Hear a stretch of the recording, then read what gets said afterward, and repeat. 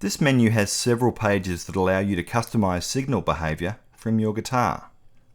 Page 1 allows you to set up input level and presence. As the name suggests, this governs the volume of your actual guitar when it hits the input of the GT10. For example, if your guitar has high output active pickups, you may get unwanted distortion before you even begin, so this function lets you turn down the guitar's input. If you find your guitar to be particularly dull or bright, you can shape it with the presence knob. Change both of these values with the corresponding knobs underneath the screen. You can actually set these functions for up to 3 different guitars. For example, let's say you use 2 different guitars live. One has regular passive pickups, the other high output active pickups. You may need to set up 2 different input levels so that when switching guitars, your patches behave similarly in terms of volume and presence. Doing this helps avoid having to build different patches to suit different guitars.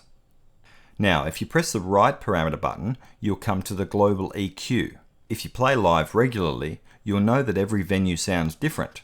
The global EQ affects every patch in the GT10 as a whole and is geared towards tailoring your sound to a particular environment.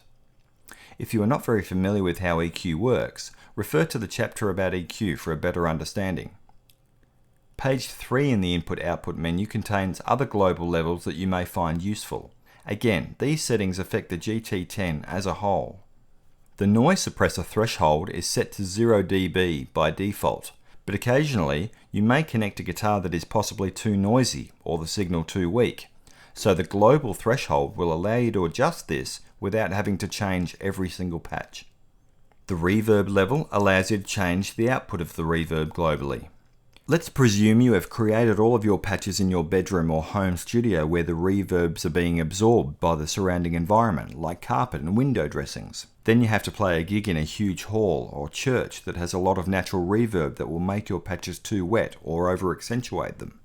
You can turn the reverb down to suit this situation, again with a single setting that affects all of your patches equally. The output level knob on the front of the GT10 will not affect volume coming from the digital output.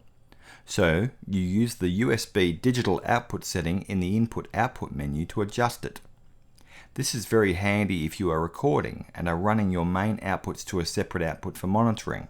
You can set the correct digital level going to the recording console, but at the same time use the output level knob to set your monitor level. Master output level allows you to set the GT10 to either line level or mic level. If you are playing live and connected directly to the mixing console, set it to +4 dB, whereas -10 dB will suit most amplifiers.